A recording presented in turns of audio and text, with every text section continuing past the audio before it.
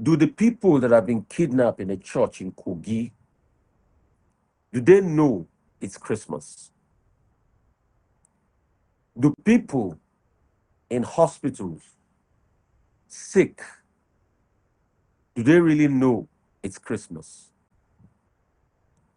Do people that have been killed as a result of insecurity, like Reverend Archie was killed this year when he was taken from his home, does he ever know it's Christmas? Will he ever know what Christmas 2025 was all about? Do the people that their hearts have been broken, the remaining Niger school students, will they ever know that it's Christmas? Will they ever know the joy of Christmas? Will they ever know? Will they ever know that there is a life worth celebrating? Will they ever understand the peace that Christmas brings?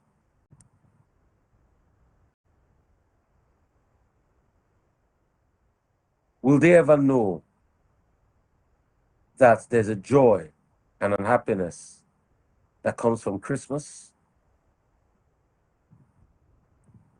So there are many, many things that has transpired.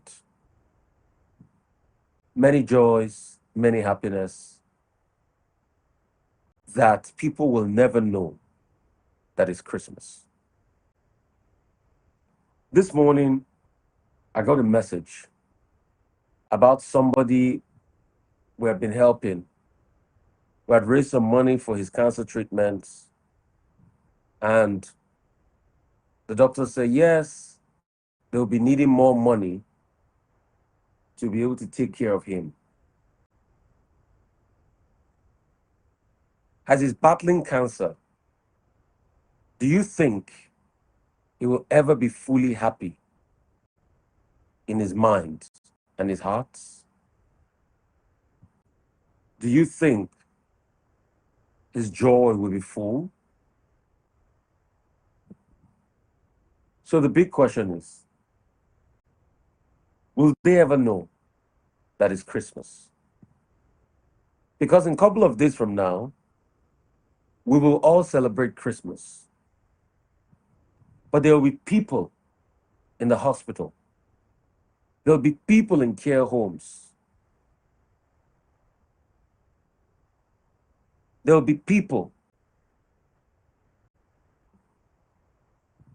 that have lost someone close to them. And for all of us, Christmas might not necessarily be about the dirty December or the joy and celebration for everybody. It might just be about reaching out to somebody that is truly in need this period. Rather than all the joy and the celebration, Christmas might be about you going to see somebody that feels down and out this season, that will never know the joy and the celebration Christmas should bring. They'll never see the joy and the happiness because their country failed them. So, will these people ever know it's Christmas? Will they be able to take on the joy of Christmas with them? Will they be able to carry on the happiness and the satisfaction of Christmas?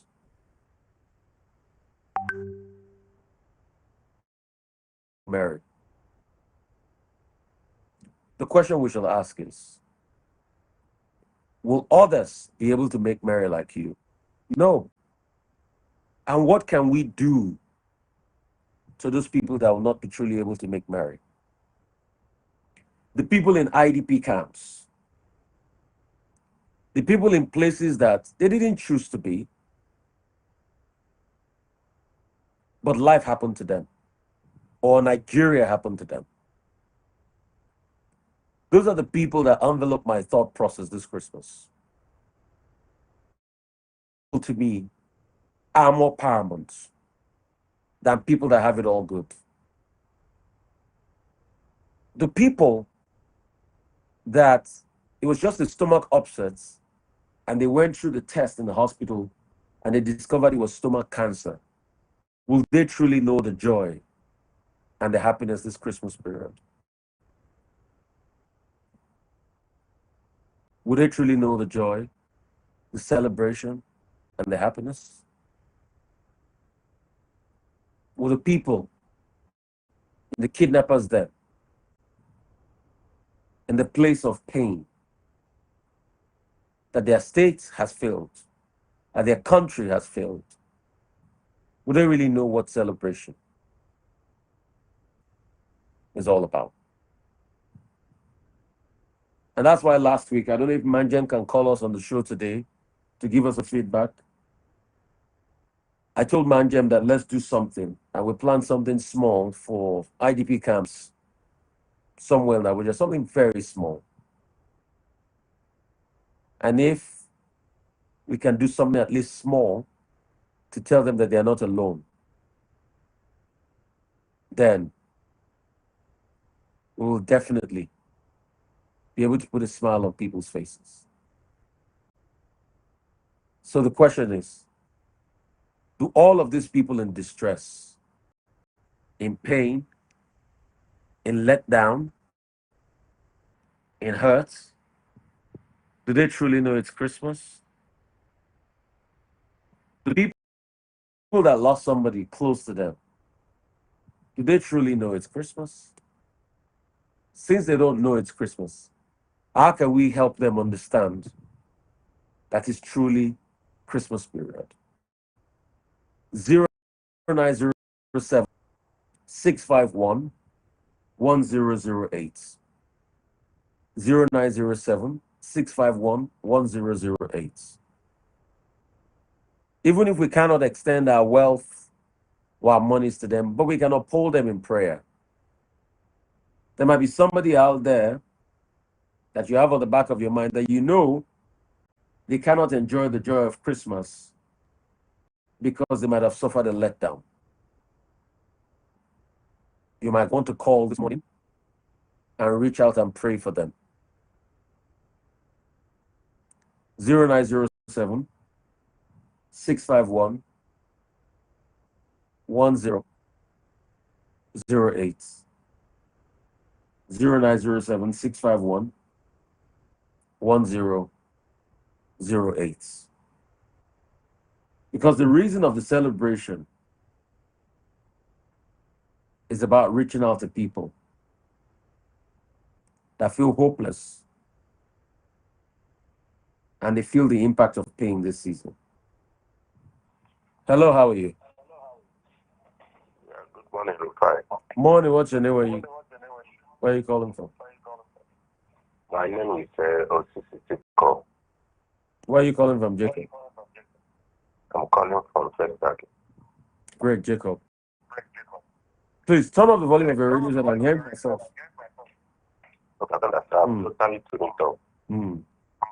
Yes, I've been following you since the day of 92.3. Mm. There was a program, a church program, Your Steadfastness is awesome.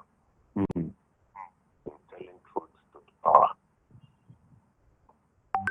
Also, other programs you anchor, the charity obligations, as I used to hear from you anyway. I didn't know any. But I believe what you are doing is what God wants people to do. But how many of us are doing that? Hello? I'm with you. So it takes a pure heart and a large-hearted person to truly understand what you are doing. So I usually, in fact, anytime I tune any radio station, especially BUP or any other one, which usually feature, I get amazed. You are not some person. It's not easy. Most times, even watching you at in the television where you hold a different opinion away from that of your colleagues, you need to stand out as somebody who will never be, enticed by any sensational issue or any emotions. So I sincerely thank you, and we'll keep praying for you. Thank you. I keep praying for you because it's not easy. Thank you. In society, we find ourselves today. A lot of things are, in fact, even people you think that will not waver, the next minute you see them dancing to the other side. But you have been a steadfast person. Honestly, I thank God for you. I thank God for you. Thank you. I thank God for you. I will just want you to pray for me as well. I had a terrible and horrible accident last 7 months. Wow, so bad. Very terrible, but it's just God that saved me. Mm. Just God that saved me. After 1 year, 1 month that my wife passed. So, and I thank God for keeping me for my children. I just want to pray with you this morning that God that has kept you this far will not leave you. Amen. He will protect you. He will be your consoler in chief. Amen. I know you feel hurt in your heart that you lost the bone of your bone, your wife. Amen. Yeah. But God is the one that sees the hearts and heals the hearts. He will be with you.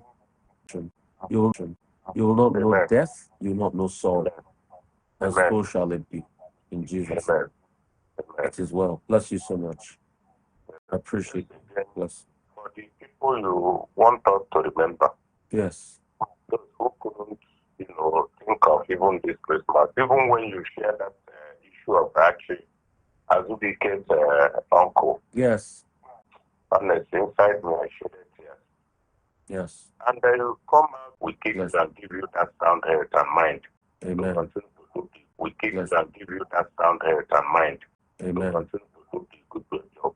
Thank you very much. Bless you so much. Bless you. For those that cannot do Christmas, I think that's the essence of the season. I'm not saying it's not good not to celebrate. You can celebrate, but today we're also sparing not celebrate.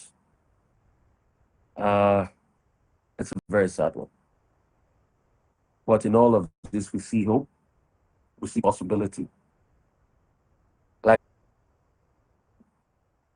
and that's why the pain is there, and that's why we are also there to be able to see how to heal their pain. Hello, how are you? Hello, can you speak up? Oh, we lost that.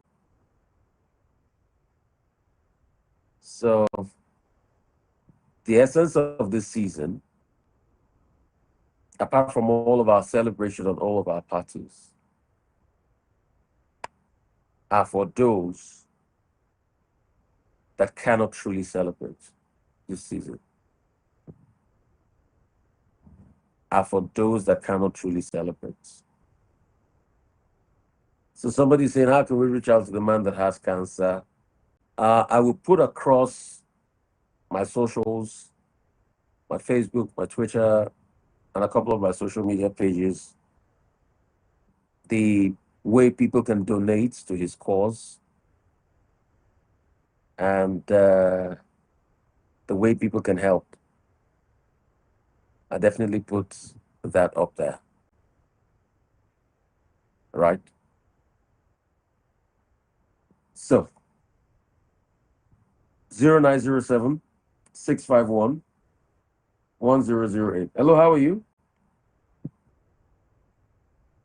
Hello. Hello. What's your name?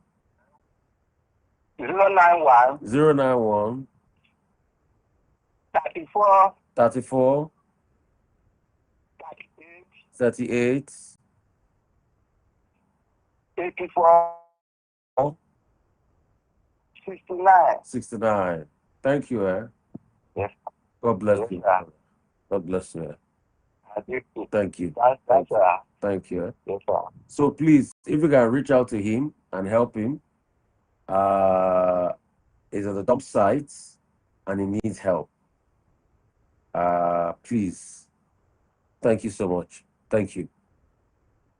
But the numbers to call us live is 0907 651 1008. 08. We'll keep doing our very best for a lot of people out there. We'll just take your calls till we'll wrap up the show today. This is our call today, our charge. Let's reach out to those that need. Hello, Gel is 150,000. Photocan gel is 150,000. Uh-huh. Yes. So they asked me that I'm going to buy 2 for a start because I normally use it, but if I stop using it, the leg breaks down. So they say I have to continue using it. Okay. Okay. Can you kindly call your number out for us? 070 070 25 25 62 62 01 01 03 03. Call it again. 070 25 62 070 uh-huh 62 2562 uh-huh 1 what 01 01 03. It's also my WhatsApp number. 03. Okay, we'll just put your number out there in the ether and expect anybody. Please, she has leg sore, she's dealing with sickle cell and she has constant leg sore. She needs money to be able to get her supplies. Please, if you can, please do well to reach out to her. Thank you very much, sir. Bless you, huh? Bless you. Bless you. So the phone lines are out there. 0907 651 1008. 0907 651 1008. We're about to wrap up now. We'll take the last call. Hopefully, Manja will call us and give us a feedback on some of the things we've done. Hello, morning. How are you? Compliance of the season. Yeah. What's your name? Where are you calling from? Yeah, calling from Ikorodu. Now, Stacy, I've been a while. God bless you. Good to talk to you. Bless you. Just calling to compliment you for the season. Bless you, and you too. Have a Thank you great for the season. work you do, for being an angel of comfort. Thank you Bless so you. much. Bless Thank you. you. Bless All you. right, have a great And you too. Have a good one. Have a good one. So please, let's try to reach out to those people.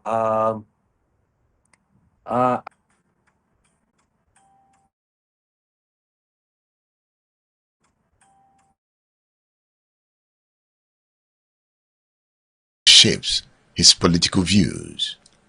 Yes. What informs that conclusion?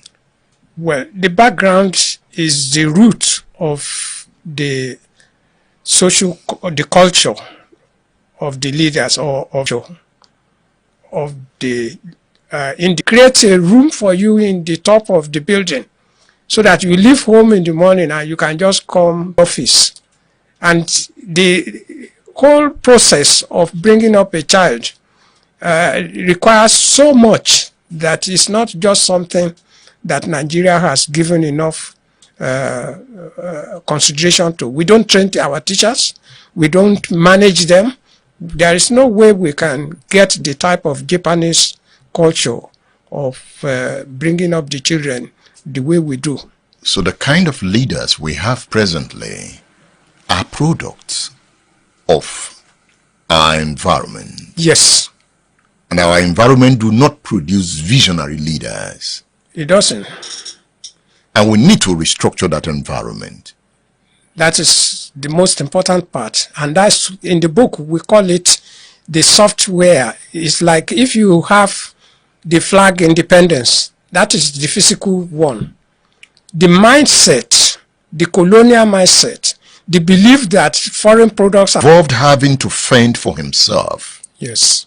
And for his primary education. Yes. After his father died of smallpox, sharpened his emotional feelings of empathy. Yes.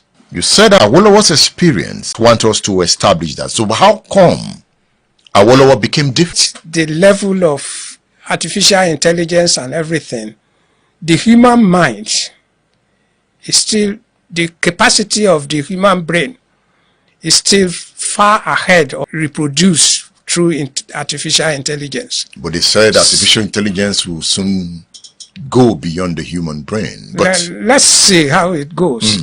But at the end of the day, you know, the other factors that constitute a human being, the feelings, the emotion, and still refuse to eat the food that feels is not promote his dignity.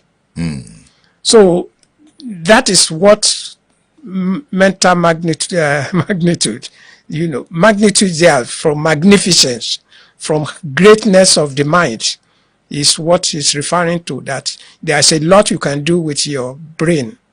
Awolowo was an intense reader. Yes. And he read works written by authors that are deep thinkers. Yes. And he affected his worldviews. Yes.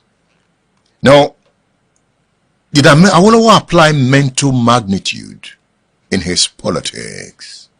He did. In what way? Why do we ascribe the... So? But it's oral literature, not history. It is. But woken up, have we? Woken up, have we? Some are still asleep.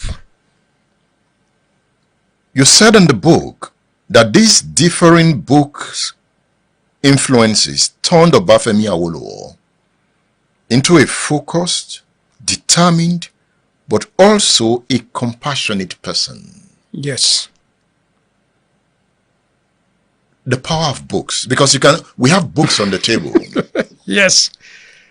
I know what book does to me. Thank you, and I know what it does to me. The system remained. This present-day Kwara, the Niger, Middle Belt, and so on, you could not be a leader if you didn't convert to Islam. And he did that. He really promoted Islam. He believed in it. Did he also promote conquest? One is you don't underrate your enemy. 2, you must know that you want to fight a just cause. And 3, you must know that you can win. So we have the same thing playing out now in Putin going to Ukraine, thinking that it's a small place, I can finish it within a short period of time. He underrated his enemy. So the same thing happened with Akintola. But one thing that many people never recognized was that apart from all the other issues, one thing that affected Akintola, which could only have been managed by Awolowo because of his knowledge of economy or so many other things, was that the price of cocoa fell at the time of Akintola, so there was no money for Akintola to run. So the economy was just as it is now in Nigeria today. We call it's a period when you don't throw away the water from your pipe. Mayome means that that water from the pipe is food. You don't throw it away. It was so bad. He recognized the powers of Ahmadu Bello, didn't he? Well, you can align with anybody that you know. Effort. And his takeover Yoruba land. Yes. So that's what I'm asking. By sending Awolowo to prison, was it in preparation of taking over Yoruba land? When you get an ally who was ready, you know, if you know the history of Ilorin, you will see that Afaja was a Yoruba person who betrayed the Alaafin, and in the end got the support of the Fulani, and then the Fulani got rid of him.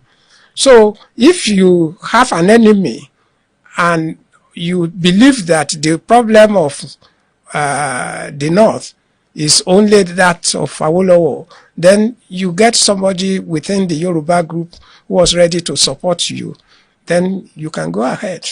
And that was Akintola? Akintola.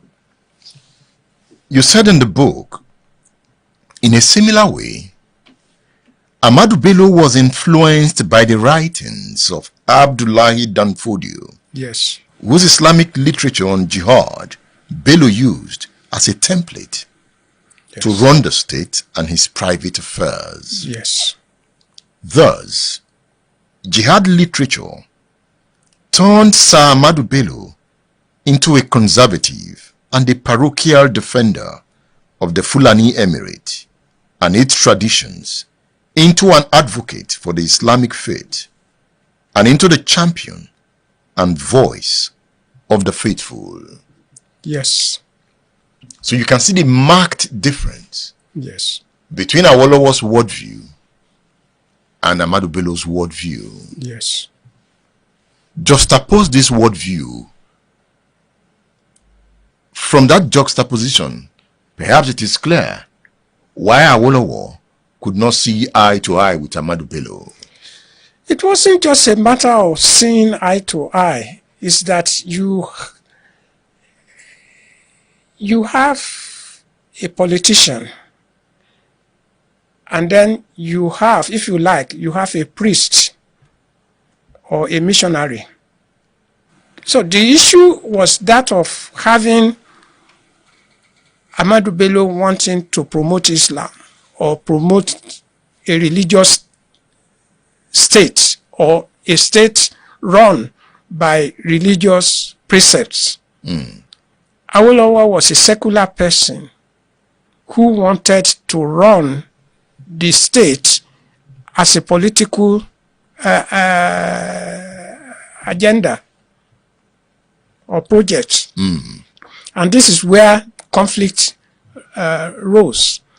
You see that the crisis we have in Nigeria last election was as a result of just simply choosing Muslim president and vice president candidate. So religion has always been an issue. Awolowo wanted a secular state. Because I'm driving at something. Go ahead. I don't know where you are driving, but I will be a good passenger. Look at this. I have read part of it before. Bello's blue blood and his commitment to carry on flying Usman Danfodio's, that is his grandfather's, jihad flag, were driving forces that shaped his public and private life. Ordinarily, there is nothing personal in heckling at and booing a politician in a multi-party political system. No. These are common ways of showing public disaffection. Yes.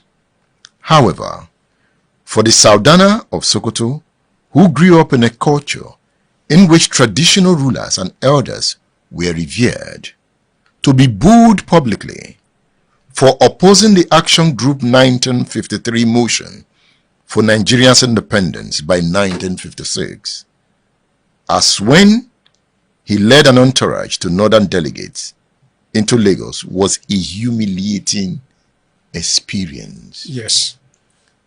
This experience led to the Kanu riot of 1953. Yes. Southerners were killed in their numbers. Yes. Was there any need bringing the North and the South together? This is the colonial heritage that we had. When you look at India with Buddhism and other traditional faith there, and you look at the breakaway Pakistan, which was strictly Islam, and then the breakaway of Bangladesh from Pakistan, you will see the, if you like, you can call it diabolic, or you can call it a crafted arrangement not to have. Don't forget that the North and the South were brought together because the North was bankrupt by Lugard. So all along, it has been an inconvenient marriage, and it will remain so until we have people who are ready to do the needful. What's the needful? You will have to, what Nkrumah did in Ghana was that the north-south in Ghana, Ashanti and the Fanti, was the same thing you have. Northern Ghana was Muslim, Islam, predominantly. Southern was Christian. And what he did was that anybody, free education up to university for the northerners. So which means that Nigeria would have been a different story if we continued when in 1976 they introduced UPE, Universal Primary Education. It partially bridged the gap between the northern Nigeria and south within 6 years. If they have continued that to secondary and university, what we'll be talking about today will be different. So that's the sort of the needful, deliberate policy and programs to bring up the North. Dr. Dauda, but you opposed federal character. Is federal character not a deliberate plan to incorporate the North? In a dubious way. Because you talked about, the advantage that is given to northern candidates in federal schools. Yeah. Is that advantage not a way to incorporate the North? No. You will say, this is, you remember our, if you like to call it argument or discussion last on Wednesday, relating to using logic to explain things. If you say, like they did then, they gave money for every child to go to school in Nigeria in 1976, the military. If they continue that is different from giving you a situation in which you say, okay, when we have a federal university, the cut-off point for the people in the North will be 40%, and for the educationally advanced Lagos, it will be 80%. That's different from saying you want to make sure that every child in northern Nigeria goes to school. It's different from saying anybody should be pampered or should be the advantage or at the disadvantage of others to get federal jobs. Let me share with you the implication of that federal character. Okay. They knew that they didn't have enough representation at federal level. So let's say you graduated with me same year, 1974. You are from the North, I'm from the South. I joined the federal service on level 08. You joined the Kano civil service on 08. 5 years later, you became a permanent secretary in Kano, and you transferred to federal service. They put you on level 17. I'm still on level 10. And in this case, we both came from Kano.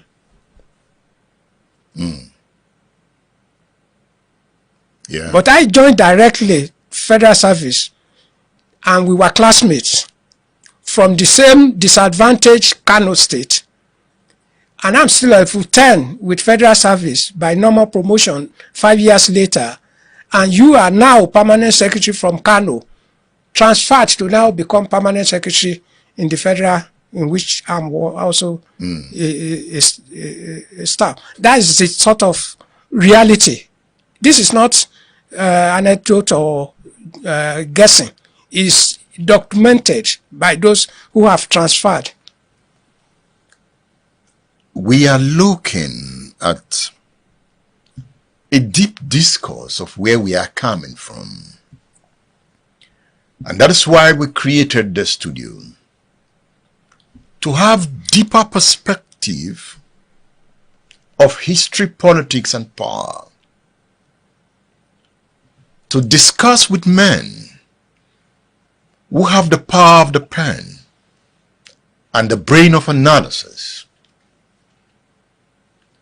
to look at political literatures, to understand the values of politics, to understand the values of social structures, to define the political architecture of the system. And in this discourse today, Dr. Bola Dauda is the lecturer breaking down the works, breaking down the ideas in his book entitled Decolonizing Nigeria, 1945 to 1960, Politics, Power and Personalities.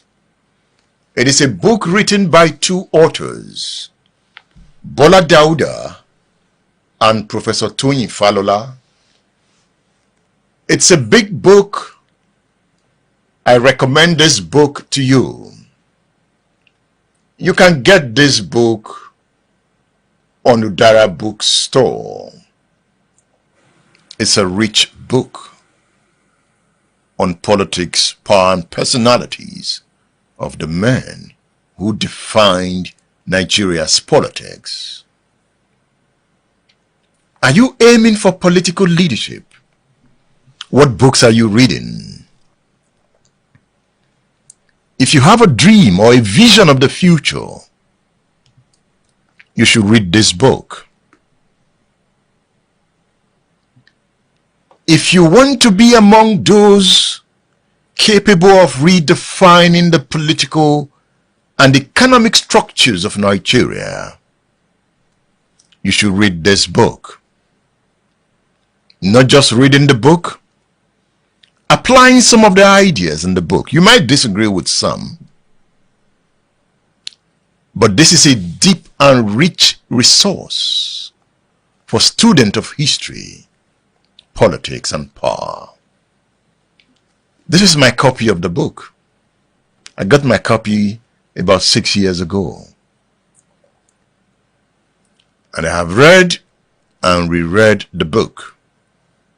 And now we are bringing the book to the front burner to break it down. I recommend another book to you. Look at this one. Understanding Modern Nigeria, written by Professor Tony Falola. Tony Falola and Dr. Dauda co-wrote the Decolonizing Nigeria, but Falola wrote this alone. You can see the book. This is on udarabooks.com. Read this book. Get this book and uplift yourself to the height of visionary thinking. You know, the reading of these books will open your mind. These books are also inspiring. Now, while I was reading Decolonizing Nigeria, I could see some of the errors that were made in the past. And I said, okay, we can correct these errors. From the correction, we can lift our people out of poverty. We can create wealth for the people. That's inspiring. From reading this book, I can see the power of the minds of Africans. To have written this kind of books, the authors have quality minds, and I take inspiration from their thoughts. It makes me a better person. Understanding Modern Nigeria, Ethnicity, Democracy and Development by Tony Falola is another classic. Get your copy on udarabooks.com. You can also contact us on our WhatsApp numbers. Another book I am recommending to you is this one written by Jerome Udoji under Three Masters. Memoirs of an African Administrator. Some of the points we have raised in this discourse, Jerome Udoji raised them in this book. Remember the Udoji report of the 1970s? If you are a student of public administration, politics, you will want to know who this man is. You know, in this book, Udoji looked at the problems connected with the transfer of power, as well as those inherent in the exercise of power by Nigerians, past, present, and future. Having been at the center of Nigeria's evolving political adventure, he profiles his type of political arrangement which he feels is ideal for Nigeria. I have read this book. I am preparing myself for leadership. I hope you are preparing yourself. I'm recommending these books to you. Get your copy on udarabooks.com or through our WhatsApp number. So you are a public administrator. You worked in the civil service. Yes. You remember Udoji? Yes. What can you say about him? Well, you have said it all. You know, by the time of the coup in 1966, we had, this is part of the colonial heritage that, you know, decolonizing Nigeria created. The most powerful civil servants, Udoji, Adebo, and I think it's Akil Ali, I don't remember the name now, from the north. You know, they went to head the regional civil services. So Udoji was in that category. He was one of the earliest civil servants in Nigeria that, you know, when the Nigerianization came up, became powerful. But instead of having them at the center, they were taken to the their regions. And that is part of what created the problem of implementing federalism and unitary later. When the military wanted unitary, they wanted to run Nigeria as a military unit. You know, now that you have brought this point, because it skipped my mind in the last discourse. Now you just reminded me. Unitary. Dr. Dauda, let's look at this point. Yes, it's about Azikiwe. We are coming to Zik now. Okay. We've talked about Ahmadu Bello. Yes. We've talked about Awolowo. Yes. We'll come to Zik. Then we'll now look at three of them together. Thank you. You said here, let me see, I don't want to read everything. You were talking about how Zik missed the opportunity Yes. to govern. We talked about it the last time. week, yeah. Yes. And let me read. He might also have won the independence of Nigeria. And since he was in an unrivaled position from 1946 to 1952, he might have emerged as the head of a united Nigerian state. Yes. Such a triumph would have availed him the opportunity to fully implement a unitary government with a strong center. Yes. Is it that you wanted Azikiwe to operate a unitary system, or what? No, as a scholar, I didn't have any agenda, and I didn't have any personality in mind.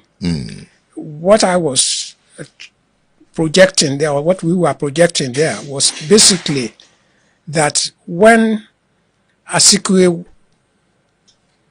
emerged from the youth movement and Sikhi's movement, the young ones, named the group after him.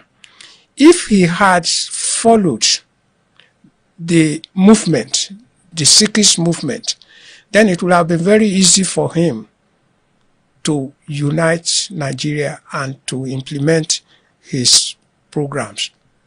But Now, it then happened that when Nrosi became the head of state, it was too late to introduce unitary, because I said he would have been able to do it because it was a clean slate. there hasn't been any agenda for regions. So he would have just, and the others were just boys. Amadou and Awolowo, they were just boys. So should we say that Nnamdi Azikiwe could have been one of those who advised Ironsi to come with that unification decree? I don't have documents to support it, but there is enough mitigating circumstances to come to that conclusion. And it backfired. Of course. Because it was too late. 1966, you are talking of 16 years after that policy should have been implemented.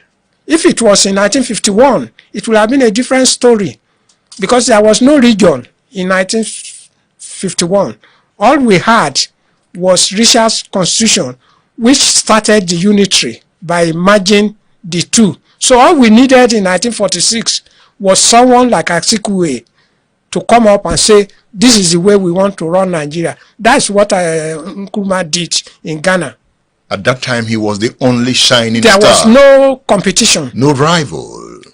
Awolowo was a student, 1946. Okay. We will look at Zeke's background. But before that, I want us to listen to Professor Adekonye, looking at the Nigerian state generally. You know, the professor of political science makes his prediction. He delivered that speech in 2016. Let's reflect on the speech, then we'll come back to look at Azikiwe.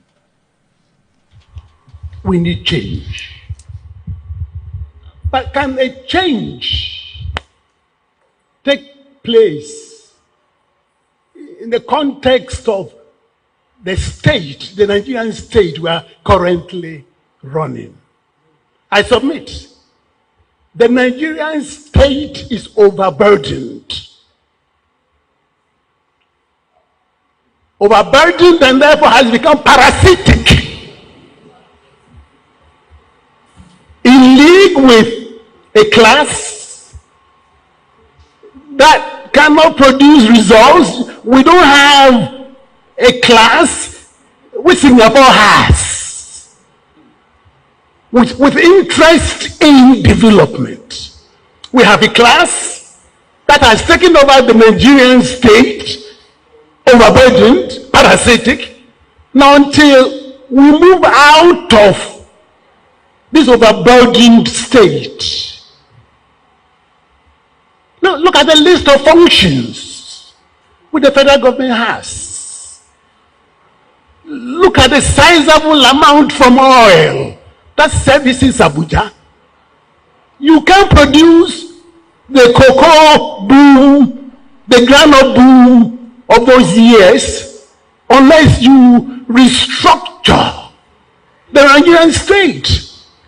Get the federal government stripped of considerable list of functions and fiscal powers it has, devolve these powers to state and local level, free the state of a parasitic class.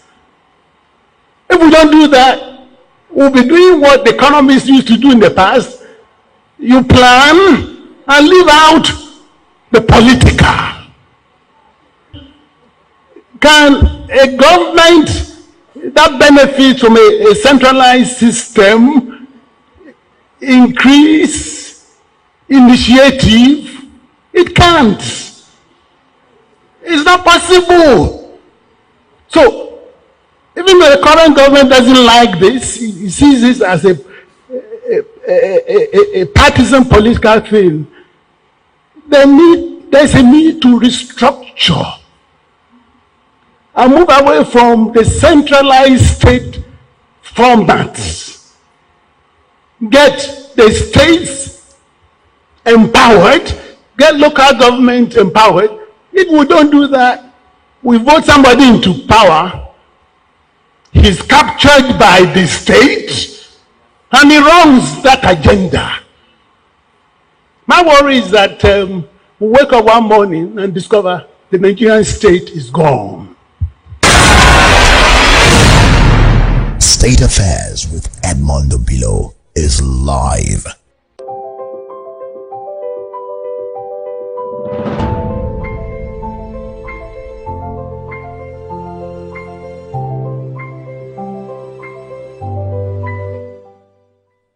Dr. Dauda, you heard that prof there saying we wake up one day and discover that the Nigerian state is gone. Can the Nigerian state go? I wouldn't predict that it will go because there are things that are coming up to sustain the state.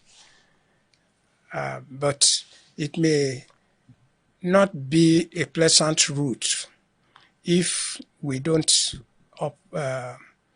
do what he's asking for, restructuring that he's talking about. I will want to get your views towards the end of the program. Now let's look at Zik. In his autobiography, you wrote in this book that Nnamdi Azikiwe recalled that he was born into a Christian family in Zungeru in northern Nigeria in 1904. Yes. He spent some time in the north, and between 1911 and 1921, for his primary and secondary education, for a job as a pupil teacher, and for teacher training, he crisscrossed from Onitsha in the east, through Lagos in the west, back to Oraifite in the east, and off to Calabar in the southeast. Yes. And back to Methodist High School in Lagos.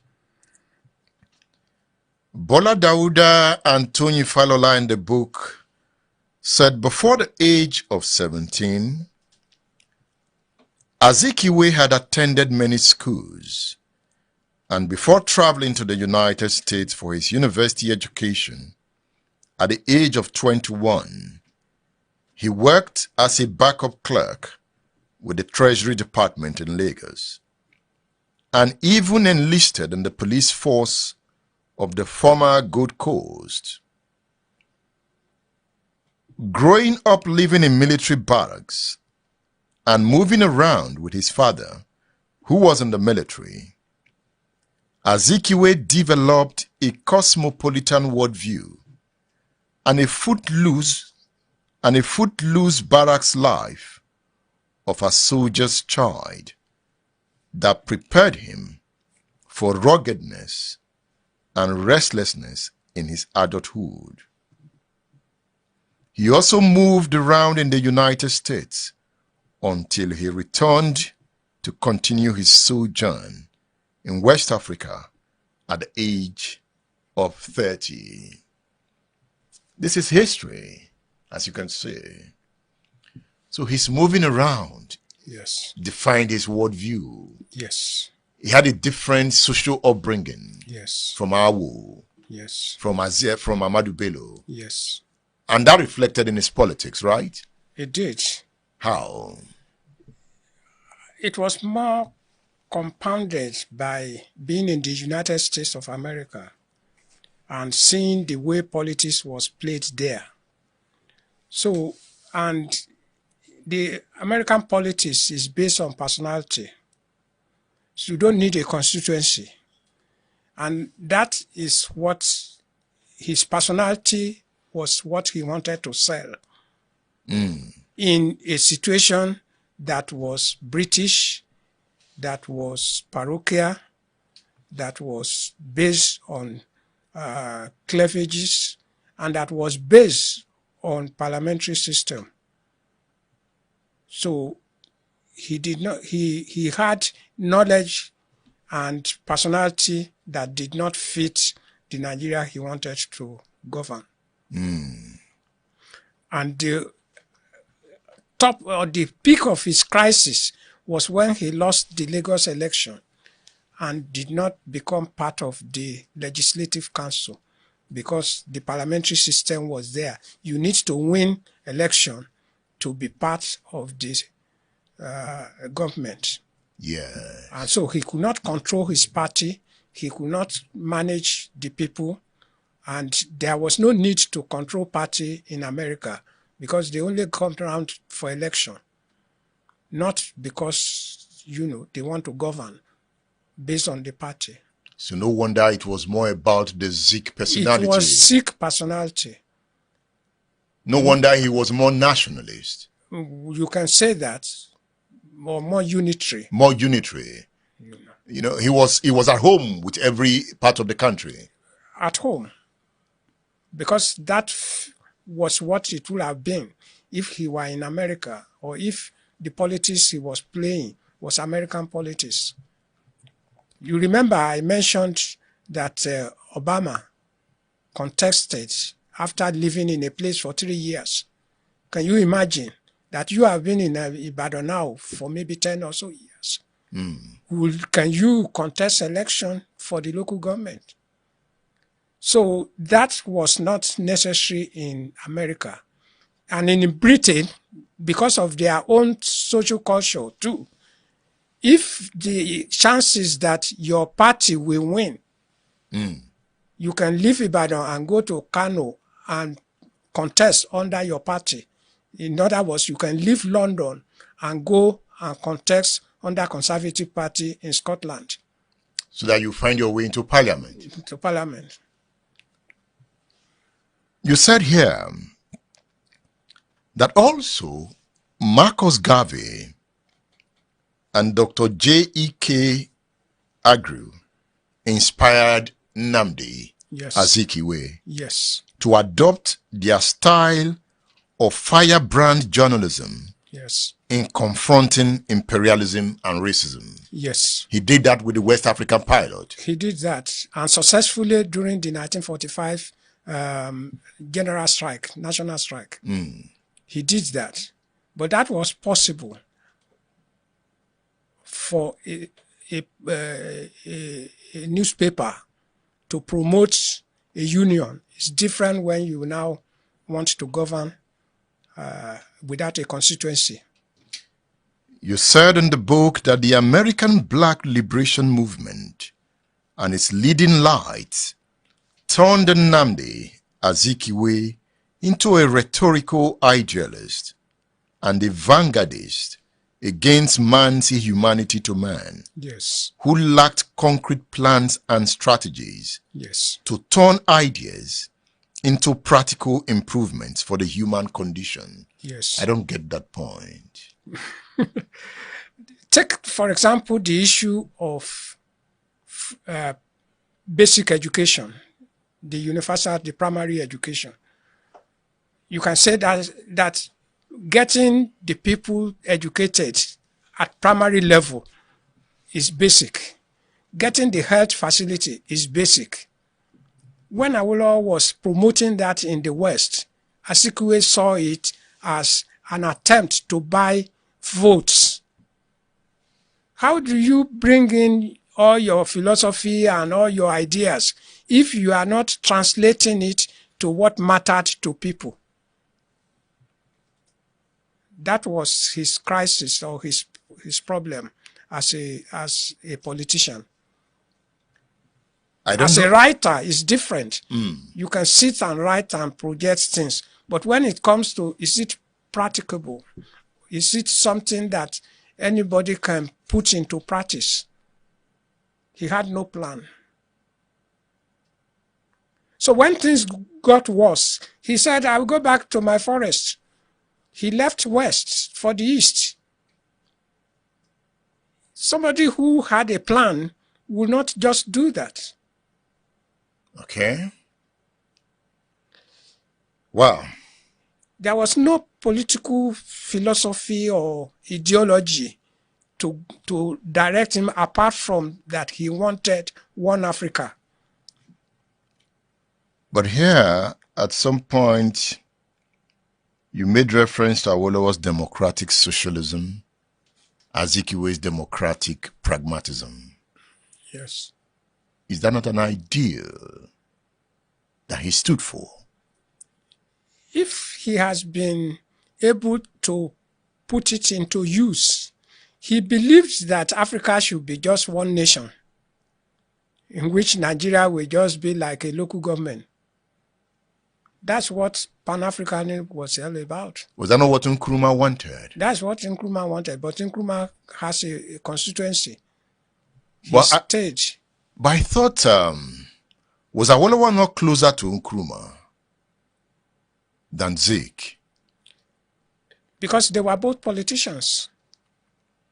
Because I'm looking, you know, Zik was closer to Gafe, Agri, and all the other fighters for black liberation.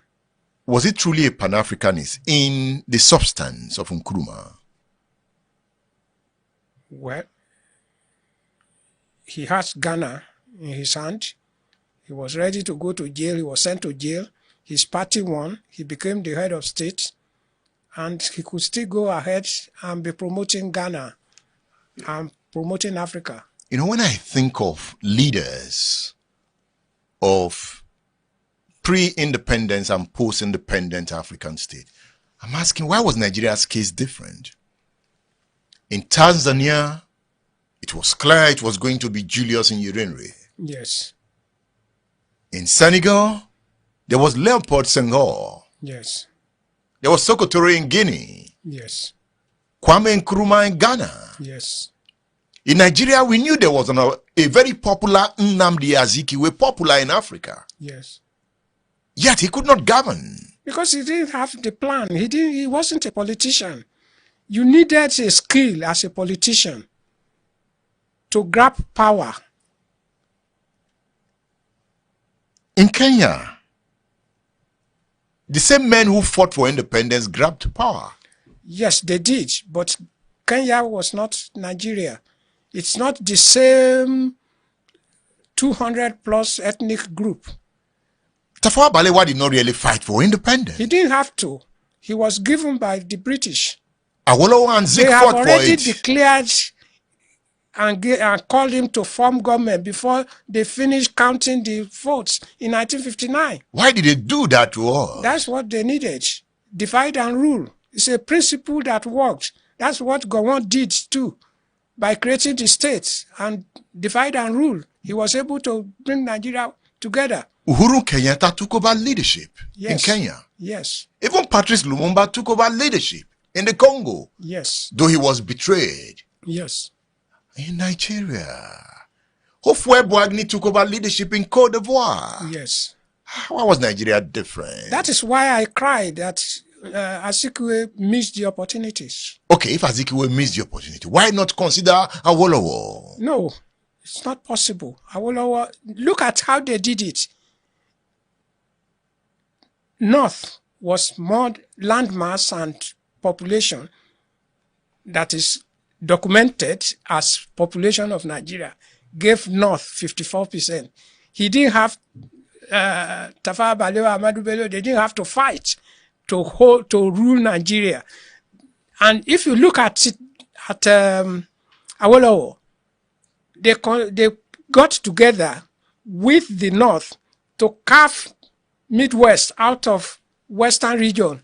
So how can you expect someone that had no, you are the leader of an orchestra without people to support you? You see, I am a student of Kenyan and Tanzania politics. Okay. There's also the ethnic question in Kenya. Yes. But the point I'm making, Dr. Dauda, is that the men who led the fight for independence Yes. got power. Yes. Yes, there was the Mau Mau rebellion. Yes. But the men who led the fight for independence Yes. in Kenya Yes. got power. Yes. Uhuru Kenyatta became the prime minister. Yes. In Zimbabwe, Robert Mugabe became the prime minister. Yes. In Nigeria, the men who led the fight for independence did not get power. You see, I enjoyed studying this history. there was nothing for Britain to want to grab from Mugabe, Zimbabwe, up to the time he died. So, but Nigeria was different. We have all the resources. They've discovered the oil before they left. They knew we have all the resources they needed. So there is need to create enough crisis for us. But if Azikiwe has taken over in 1951, it will have been a different story. If you take Nigeria as a business, any business can work if the entrepreneur or the person who set up the business is ready to do all that is required to make it work. There are certain things that that will make a nation to work. And those are the things that Nigerians and the Nigerian leaders need to start asking themselves. One, are you ready to sacrifice your self-interest for the national interest as a leader? Are you ready? Two, are you ready to mortgage your ethnic and religious background or interests for the interests of the nation? Dr. Bola Daud, you and your co-author quoted copiously from this book. Yes. By Bola Ige. Yes. You know, this book by Bola Ige, People, Politics and Politicians of Nigeria, 1940 to 1979. Sadly, we've sold out this book, so we don't have it again. So this is the bookstore's copy for archival purposes. But it's a classic book. I don't know if you can find it. It's out of print. We're lucky to have gotten about 15 copies that we've sold out already. But the authors of Decolonizing Nigeria quoted from this book. Now, on page 342 of your book, yes, you said Bola Ige noted that 1945 to 1948 were years of great political events in Nigeria. Yes. In 1946, the great Herbert Macaulay died, leaving a vacuum in leadership. Yes. There was no Nigerian who could claim to be more nationalistic than Nnamdi Azikiwe. There was nobody who could say that he had committed his own resources for the anti-colonial struggle more than Azikiwe. No. A handsome and charming man who had been schooled in Lagos, Onitsha, and Calabar, Azikiwe spoke two of the three main Nigerian languages, yes, Igbo and Yoruba. Yes. And he spoke them well. And he could use the fact of his birth in Zungeru in 1904 in the northern provinces to his own advantage. Yes. Partly because he knew how to use media skillfully to build up his image, and partly because of his oratorial skills. His star shone more brightly than any other Nigerians. Yes. You know, Bola Ige went further to give analysis of the point you are making. Yes. We said, Bola Ige said, at this time for Dr. Azikiwe, several significant events happened, such as the general strike of 1945, yes, and the Iva Valley massacre, yes, of the protesting coal miners, yes, which led to meaningful confrontations with the colonial powers. Somehow, Azikiwe blew all these chances to become the undisputed nationalist leader. Yes. Ige made that point in this book. Yes. And you quoted that in your book. Yes. Could that be the reason? You know, today Azikiwe is not that celebrated in the East. He couldn't be, because of all we are talking about. When the Sikhs, they were young people, came together and formed a movement in his name, the colonial masters rounded them up. Azikiwe was to be to give a speech big key speaker at their conference. He did not attend. He called them youthful exuberance or so. And when they were sent to jail, there was nothing for him to visit them. So, and when Ojukwu started, the secessionist, then he also was not ready to lay his head for Ojukwu. But he later supported the Biafra movement, but also backed out towards the end. This is exactly the way the British saw him. He didn't really want Biafra. The British saw him like that. In the 40s, they said, he can only back without biting. Look at what Bolaige wrote in this book. Let me read it to the pleasure of the viewer. On page 20 of Bolaige's book, entitled The Zikist Movement. During this period under our consideration, the most potent weapon for nationalism and leadership for Zik was the Zikist movement. Yes. Bolaige says, I am talking of the true and original Zikist movement, yes, not the latter-day bastard offsprings, which went by the name of Zikist Vanguard and such like. Bolaige says in the 40s, Nwafo Orizu had come from the United States with a new philosophy. Although he came to launch what was described as horizontal education, he was clever enough to seek refuge under Zik's charisma. He propounded the philosophy of Zikism. It was indeed something new, even if not particularly challenging. Zik himself had never claimed to propound a philosophy or even to abide by any identifiable one. He neither wrote nor spoke about capitalism or socialism, not to talk of Marxism. He did not hide his preference for welfarism, but he has never defined it. He always spoke glowingly of leaders of the British Labour Party, especially Fanam Bronkwe, but that was because many of their leaders sympathized with the anti-colonial cause. The point here is that Bolaige is backing your point. No, it was glaring that he had the opportunity and he missed it. And the second opportunity came when there was no clear majority to form government in 1959. And Awolowo approached him and said, look, let's come together. You be the prime minister. I will be a minister under you. Azikiwe decided to go north. As you appreciate this program, I call on you. Let's do this together. Why am I towing this line of history? It is because of my research on young persons, and I discovered they don't know where we are coming from. We are yet to have the number of viewership to drive this. And one of the ways to have it is through the power of social media.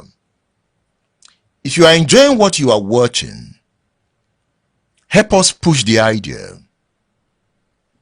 If you are on X, repost it. Repost it. Let me make the point.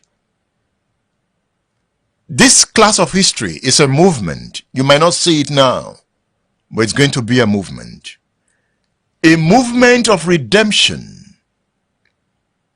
So you can repost on X to drive the idea. Are you on Facebook? Share it. Tell your friends about it. Invite them to the class. We are classmates. After the program, you can distribute the link. Let's help the class. Let's be active. Let's not be reactive. We can push the message. And I made the point that the class at the moment is dominated by Yoruba scholars. And I made that point. The studio is located in Yoruba land. So it's easier to get these scholars into my studio. But I have promised that with time, we will move the studio to locations in the east even in northern Fulani scholars, but it is expensive. We are not selling enough books. We need to sell enough books, because that's where we are going to get a little profit to move. Yes, that is why we merge the store and the program, so that we can fund production. You have a team of persons here. So one of the ways to also support the program is to get books. Buy books from the store. And you're also supporting yourself. You spread knowledge. Sometimes instead of giving people money, give them books as gifts. So it's not just you. I know how many books I give out in a year. Yes. We created Udara Books. But I know how many books I give out in a year. You can also buy books and give out to persons during birthdays, during festivals. For me, the best gift you can give anybody is the gift of knowledge. So you can get books as gift. Support the system. We need your support. You know, Saulaniwa Ajayi wrote a book, Nigeria, Africa's Failed Asset. Olaniwa Ajayi was a core Awoist. So at the age of 96, I went to his house in Isara. Okay, I think he was 91 then. Okay. And then he died 2 years later. For him to interpret the book. It's a powerful book. Good. No, he made this point that this viewer has made. Yes. That the North was afraid, that the British were afraid of the brilliance of Azikiwe and Awolowo. Yes. So they wanted to contain them. Yes. One of the reasons they made sure that power did not get to them. And I've also read, in fact, in that book, I think there was a document Olaniwa Ajayi brought into that book, that Zik did not really want to go into alliance with the North. But he was threatened to go into that alliance. Because remember in 1956, he converted this ACB, the bank in the East, that bank. Yeah. You know, he was indicted in a corruption probe. Yes. But he was left off the hook. And they used that to continuously blackmail him. Yes. You know, perhaps he was afraid of going to prison too, and they knew he was afraid of prison.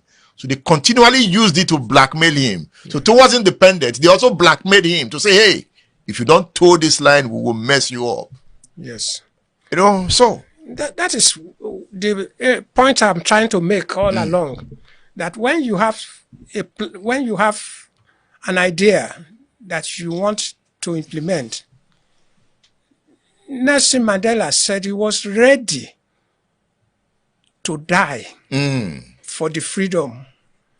Azikiwe, at every point, even when he was in West Africa and was about going to jail, he dodged it. So the issue of paying that price is what Nkrumah benefited from by going to jail for a few months for his party to conduct election and then free him. Ivan Awolowo did not mind going to prison in 1962. So you can see there, the issue is that there was no way you could fight colonial masters if you were afraid to go to jail. They said it that for him in 1947 or so, that Azikiwe can only talk. They knew he didn't have the guts and the backbone to go to jail. And they knew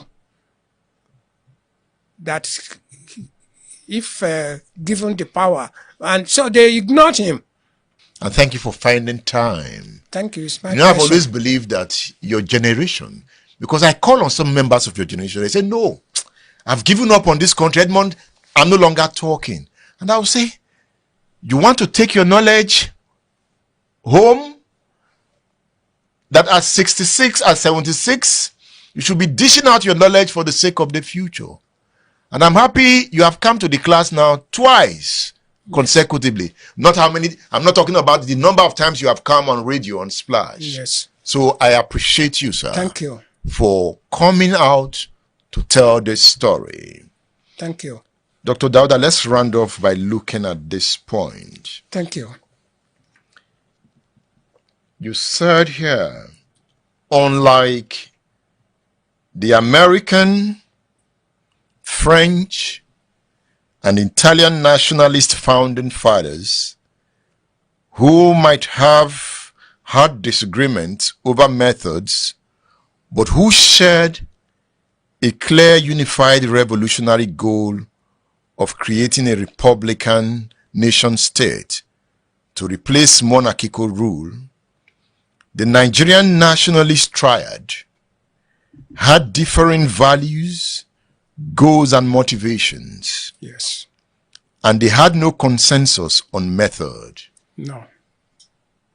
Is that what we are suffering today? Yes. And we work for a long time unless there is a turnaround. Is the turnaround restructuring? Yes. Going back, people have been talking about federalism or true federalism. We are not practicing federalism. We are practicing unitary. And we only have the Federal Republic of Nigeria in the federal in the name from Aburi meeting with Ojukwu during the Civil War. Federal Republic of Nigeria, is it not a federal system? It's supposed to be. It started as a federal government when the regions were able to. But even then, it was I don't know what language to use for that imbalance between the north and the remaining segments that form the federal government. But it is a federal system, but it might not meet your expectation. No, it's of not my expectation. You see, it's a philosophical, theoretical explanation of a federal system. Basic federal system does not allow one segment or one set of people to believe that they can govern the rest of the country. But that's not what we have now. We have 36 states, and no state is dominating the others. Will you have a dominating federal government? Domination in terms of having, say, Ogun State dominating the rest of the 36 states is different from having institutions that are federal in nature. If an offense is committed in Maiduguri, it will be treated by the Federal Civil Service Commission in Abuja. So you have a situation in which the institutions are centralized. They are unified. We have a unified salary scheme for the whole country. We have a unified police for the whole country. You have local government, which is a heritage of those tribes. Because Ahmadu Bello was Minister for Local Affairs Government, Awolowo was in charge of local government, and there wasn't the same system that they had in the north and the west, in the east. And Asikwe created warrant chiefs and all those people to operate as if they are in charge of the local affairs. And up till now, there is still struggle to make the local government and not an arm of the state government. You said consequently, their choices of action continued to pull Nigeria apart and to impinge on the Nigerian nationhood after the flag of independence was raised. Yes. Therefore, the greatest enemy of good governance in Nigeria is rooted not in the conventional conspiracy theory of the structural institutional school, but in how unconsciously our misleading prejudgment, misleading experiences, inappropriate self-interest, and inappropriate attachment hijack and override our decision-making process. I'm trying to understand the point here. Please help me. There was a book written called Think Again and identify those misleading experiences and so on. Take the example of opposition against having the state police, that it will be abused. Yes. So our experience in the days when the local police was intimidating the opponents is preventing us from bringing in the police, the state police, to be able to run the security of the states. Everywhere, take for example the federal government or federal system in the USA. You have the state, you have this local government, and they all have their own say. So, and then you have the FBI as the federal criminal investigation, and then you have each state has its own police system. So because of our experience during the First Republic, we are afraid to introduce local police. And because this is another interesting part of the history, that the colonial officers use indirect rule and use the local kings and the people who are members of the local council to run the affairs of the colonial office. We refuse to allow the local government to be free. So the first thing that, because the colonial office were using the local DO, district officers and so on, to spy on Awolowo and Azikiwe and so on. Well, I think to understand the thinking of Dr. Bola Dauda and his co-author, Professor Tony Falola, a renowned professor of history, get your copy of this book. Get your copy. And this book is out of print. Dr. Dauda is out of print, is he not? Luckily, we just got some copies. And those copies are from Dr. Dauda's archives. Look, I know 5 years ago, we sold out this book. So, I don't know why you don't want to print again. Perhaps you need to reprint. If there is market for it. Okay, we will create the market. Let's see. That is why we also created the store, because we noticed that writers were complaining that they are writing, but people are not buying. Yes. And I said, okay, no, we can create the market. Yes. And when they print 1,000 copies. How can you make money from 1,000 copies? I know what it takes to research to write a book.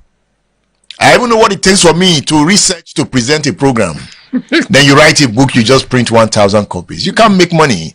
Overseas, people are selling 5 million copies. Yes. So I think we also need to come together and say we need to revamp the publishing industry and project it in such a way that we build a knowledge system. So we have few copies available. Just contact us and you get your copy. And it's quality print.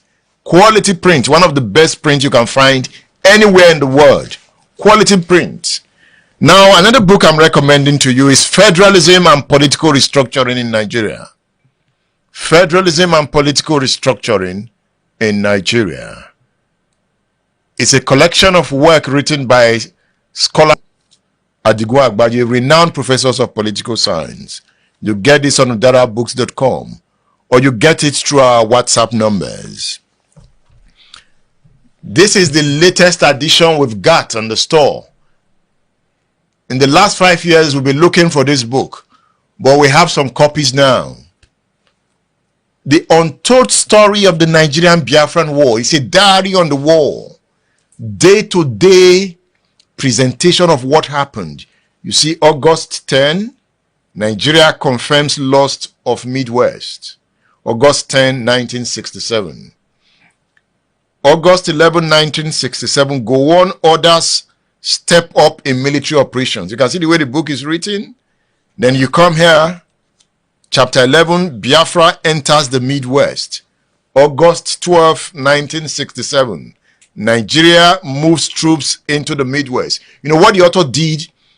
is to collect works done by different authors and foreign newspapers, New York Times, British Press, how they covered the war. And he made that presentation. For me, this is my best work on Biafra. For me. Because it's not just the opinion of one writer, no. It just tells you clear account of what happened, the way they were reported. And it's a voluminous book, 771 pages. Big book. If you are a student of Nigerian politics, get a copy. Dr. Bola Dauda. Thank you. You want to say any word before we go? No, it's been a pleasure being part of the class. Thank you, Dr. Dauda. Thank you. I'll bring you back to this class, but you have to go and rest for some time. Thank you. I want to read your other books. Okay. We want to tap from your knowledge. Thank you. And you are healthy. And you wrote it in that book, your memoirs. Thank you. How to be healthy. So when next I'm bringing you here, you come and teach young persons. You've never gone to the hospital. Have you never been admitted? No, I never slept in hospital. In the hospital. Yeah. So you've lived a healthy life. So far. And you wrote it in that book. I love that book. Thank you. Yes. Someday I will bring you here. You come and teach us how to live that healthy life. I'll do my best. Yes. So we are going to review that book soon. Thank you. Yes. Bye for now. Thank you.